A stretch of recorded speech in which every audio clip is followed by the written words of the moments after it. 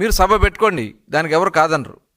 గుడివాడలో నిన్న జరిగినటువంటి సంఘటన, ఇవాళ అక్కడ కూడా బీసీ అనే ముద్రని పెట్టి అరాచకం చేయాలని ప్రయత్నం చేస్తున్నారంటే మీరు సభ పెట్టుకోండి, దానికి మేము అభ్యంతరం లేదు. సభ పేరుతో రెచ్చగొట్టే కార్యక్రమాలు చేస్తే మటుకి ఇబ్బందులు వస్తాయని చెప్పి తెలియజేస్తా ఉన్నారు. మీరు అక్కడ కావాలని చెప్పి ఉద్దేశపూర్వకంగా ఆ జెడ్పీ చైర్పర్సన్ అక్కడ నిన్న వారు మాట్లాడినటువంటి మాటలకి తెలుగుదేశం పార్టీ వాళ్ళు అక్కడ ఏదో నిరసన తెలియజేసుకుంటా ఉంటే వాళ్ళ మధ్యకు వచ్చి రెచ్చగొట్టే కార్యక్రమాలు చేయటం, వెళ్ళిపోమని చెప్పి బతిలాడినా కూడా వెళ్లకుండా మళ్ళీ వెనక్కి వచ్చి వాళ్ళ మీద పరుష పదజాలంతో భార్యాభర్తలు ఇద్దరు మాట్లాడితే అక్కడేదో పెద్ద డ్రామా చేసి ఇంక మహానటుల్ని మించి నటిస్తా ఉన్నారు. మహానటులు నిజంగా చూస్తా ఉంటే సిగ్గు అనిపిస్తా ఉంది. అసలు వీళ్ళు ప్రవర్తన చూస్తా ఉంటే సభ్య సమాజం సిగ్గుపడతా ఉంది. దీనికి మళ్ళీ బీసీ కార్డు. అసలు మీరు మనుషులేనా? అన్నం తింటున్నారా మీరు? అసలు మానవత్వం ఉందా మీకు? ఒక ఆడబిడ్డవై ఉండి నువ్వు ఈ రకమైనటువంటి ప్రవర్తనలు చేయటం మీకు ఎంతవరకు సమంజసం?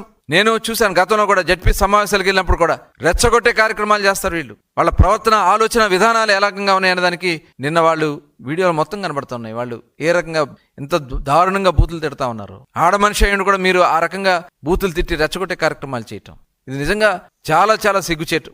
నిజంగా కృష్ణా జిల్లా జడ్పీ చైర్పర్సన్గా ఆ మహాతల్లి ఈ రకమైనటువంటి రెచ్చగొట్టే కార్యక్రమాలు చేసి ఇవాళ అక్కడ తిరగబడితే దాన్ని తెలుగుదేశం పార్టీకి, తెలుగుదేశం పార్టీ నాయకత్వానికి ఇవాళ పేర్ని నాని గారు మాట్లాడుతున్నాడు, లోకేష్ గారు చెప్పారని చెప్పాలట అని ఆ నాయకుడితో చెప్పి రాష్ట్రం అంతా బొగ్గుమనిపించాలంట. ఏంటి వీళ్ళ ఆలోచన విధానాలు? ఇవాళ మీరు బుక్ అయిపోతున్నారు, అది గుర్తుపెట్టుకోండి. మీరు చేసినటువంటి కార్యక్రమాల వల్ల 151 నుంచి 11కు పడిపోయారు. ఇలాంటి కుట్రలు చేసే మీరు దుర్మార్గమైనటువంటి ఆలోచనలు చేసే 151 నుంచి 11కు పడిపోయినటువంటి మీ పరిస్థితులు రేపు రాష్ట్రంలో మీ జాడ కూడా లేకుండా పోతుంది. దాంట్లో ఎటువంటి అనుమానం లేదు. అది గుర్తుపెట్టుకోండి.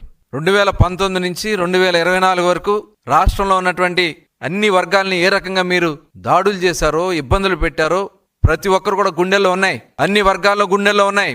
ఎవరు మర్చిపోలా. అది గుర్తుపెట్టుకోండి. ఇవాళన్నీ కూడా కప్పిపుచ్చుకోవడానికి మీరేదో ఇలాంటి కార్యక్రమాలు చేసి, రెచ్చగొట్టే కార్యక్రమాలు చేసి తప్పుదారి పట్టించాలని ప్రయత్నం చేస్తాం.